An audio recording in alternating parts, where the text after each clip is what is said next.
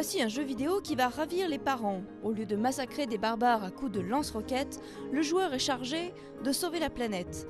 Dans Destin du monde, bombardé chef de l'Organisation internationale de l'environnement, le joueur choisit sa mission. En finir avec la dépendance vis-à-vis du pétrole, par exemple, ou sauver l'Amazone.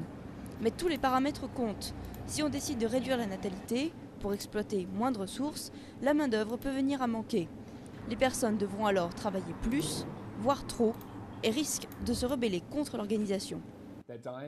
Ils meurent à 60 ans alors que l'âge de la retraite c'est 70, donc personne ne part en retraite. Et c'est une conséquence réelle du changement climatique.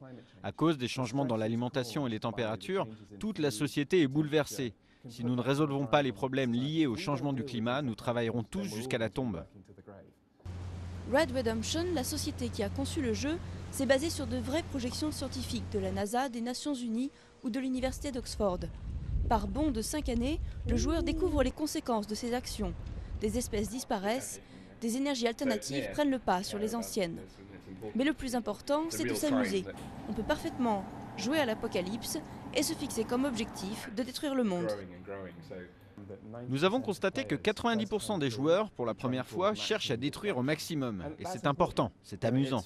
Les jeux vidéo sont censés être drôles, ils doivent vous permettre de faire des choses qui seraient impossibles dans la vraie vie. C'est aussi parce que les gens veulent voir jusqu'à quel point ça peut mal tourner. Des ONG bien réelles ont prévu de s'associer au jeu. Elles y voient un bon moyen de toucher d'autres publics, de sensibiliser et de faire comprendre les enjeux environnementaux sans devoir lire des pages d'explications. Et qui sait, peut-être former des citoyens militants. Ça aide les gens à comprendre ce qui pourrait arriver dans le monde réel, ou ce qu'ils devraient demander à leurs représentants politiques dans le monde réel.